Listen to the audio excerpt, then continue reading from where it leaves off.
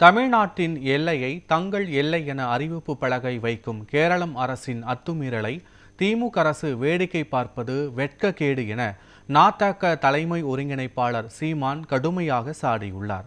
இதுகுறித்து அவர் வெளியிட்டுள்ள அறிக்கையில், நீலகிரி மாவட்டம் தாளூர் பகுதியில் கேரளம் மாநிலம் அரசு மலையாள மொழியில் எல்லை அறிவிப்பு பலகை வைத்ததை எதிர்த்து நாதக பெரும் போராட்டம் நடத்தி அகற்றிய நிலையில் மீண்டும் கேரளம் அரசு அத்துமீறி அறிவிப்பு பலகை வைத்துள்ளது கண்டனத்திற்குரியது என்று குறிப்பிட்டுள்ளார். தமிழக எல்லையை ஆக்கிரமித்து வைக்கப்பட்ட பலகையை நாதக அடித்து உடைத்து அகற்றியதோடு தமிழ்நாட்டின் எல்லையை காக்க தவறிய திமுக அரசை கண்டித்து கடும் எதிர்ப்பு போராட்டத்தையும் முன்னெடுத்ததாக தெரிவித்துள்ளார்.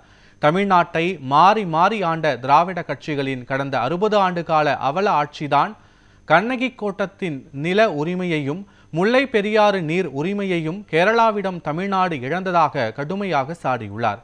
கேரளம் அரசின் அறிவிப்பு பலகை அகற்றாவிட்டால் மக்களை திரட்டி மாபெரும் எல்லை மீட்பு போராட்டத்தை நாதக முன்னெடுக்கும் என்றும் சீமான் தெரிவித்துள்ளார்.